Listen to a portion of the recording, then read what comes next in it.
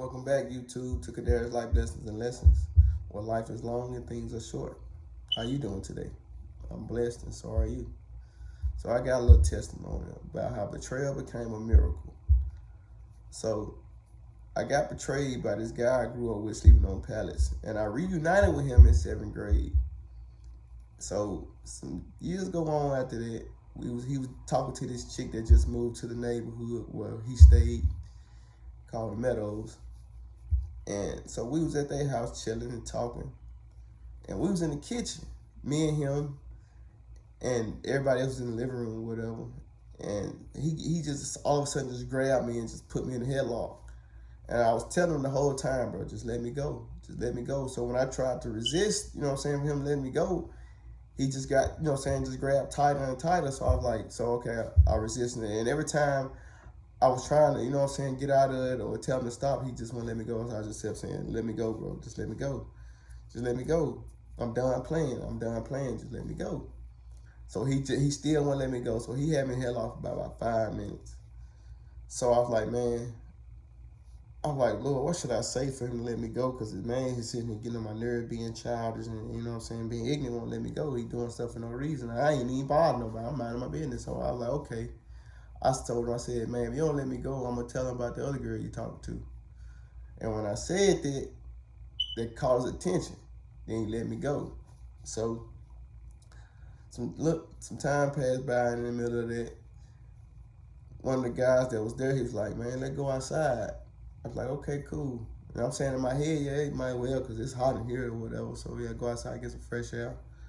So it's me, the guy that had me in the headlock, the guy that said, let's go outside, and the girl he was so-called talking to, the guy that had me in the headlock. So we go outside, we walking out the back door to go on the car porch. So they in front of me, I'm behind them. So as I'm walking up, they talking. So by the time I got into clear sight, boom, he hit me dead in my eye. When I said I seen stars and birds like on Looney Tunes, I seen stars and birds.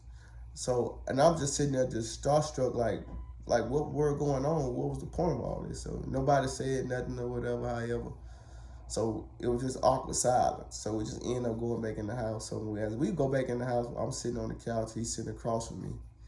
He just sitting there looking like dumb, confused, and don't know why he really done it. At the same time, trying to feel tough or whatever. So I'm just sitting there trying to figure out everything, and everybody around me was sitting there just laughing, making fun of me like it was okay. And I was just trying to understand it all. So, I'm just, sitting there just paying attention, being quiet, looking at them. So, in the midst of it, he got to trying to be tough again and trying to threaten me and all that. So, I just, just ran to the house or whatever. So, when I got to the house, I was furious. When I said I was 38 hot, I was 38 hot at both of them. And I wanted to do something bad to both of them. So I was talking to the Lord at the same time, furious, and the Lord was just calming me down. And I was like, okay, Lord, what should I do? I'm like, well, I'm going to just stop being his friend. And the Lord said, no, it's not time yet.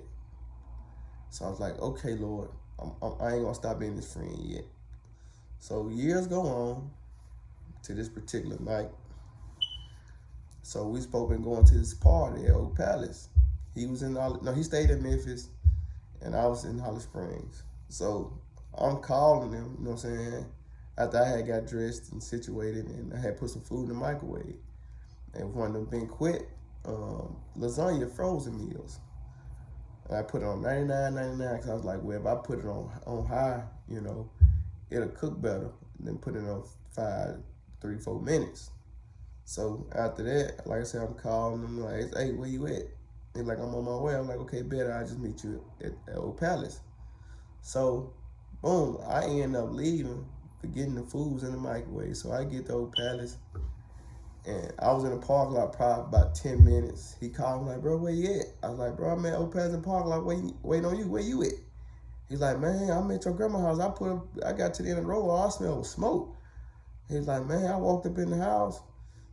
Well, he's like, yeah, I walked up in the house, and I ain't hear nobody, and I was calling for people, nobody didn't come. So I walked in the kitchen, the microwave was on fire.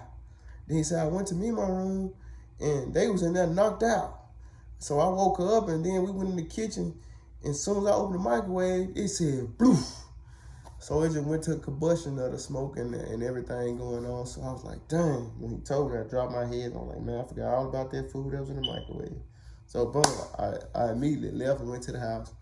So when I get there, my grandma and them, they all up, and she in distraught, and she panicking, and they telling me everything that was going on or whatever, however. So then we left the situation be, and time go on. About a year or so later, he did it again. We was at this female house he was talking to. I'd never been there a day in my life. And so, boom, we sitting there talking or whatever, smoking, and the whole energy weird. And there was a guy, another guy that was there, and I knew him, and I knew his family, you know what I'm saying, for the most part. And the Lord had me to talk to him, the young man that was there. So we end up going to Family Dollars. And the girl, one of the girls that was with us, she went in the store and came back out. She was bragging about stealing the charger. And I'm like, Shawty, is you okay? You tripping? You trying to get all us up the road over a charger? I was like, Shawty, we could have went there and bought that. And he got on me because I had said something about the situation. I was like, oh man, here you go again with this, trying to show out in front of a female and acting weird. So I left the situation alone.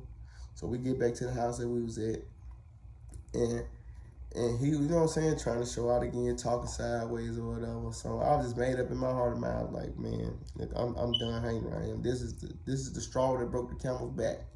Oh yeah, I'm done hanging out around him. So yeah, other than that, we ain't been cool since then, and that just reflect on back to when he got me hit in the eye because he wasn't listening to me when I told him to let me go.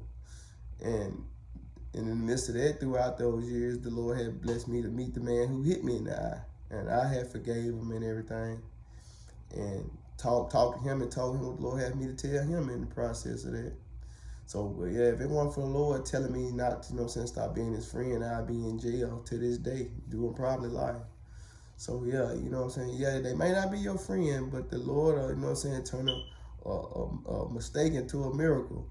So yeah, I just thank the Lord for blessing me to be in that, you know what I'm saying, position to be saved and to keep me out that situation of going to jail. Because jail ain't for nobody. Even though I made a careless mistake by not paying attention and being under the influence. So it's very important to be sober and vigilant. Because yeah, anything can happen in the midst of it by not paying attention and not being aware of what's going on and listening to what the Lord's trying to get you to do. So yeah, I just thank you for that, Heavenly Father, each and every day, every time I run across my mind. So yeah, that's just my testimony, like what the Lord have done for me throughout these years of basically a betrayal from a person I grew up with. So yeah, just take heed and be aware who you got around you because you never know. Peace.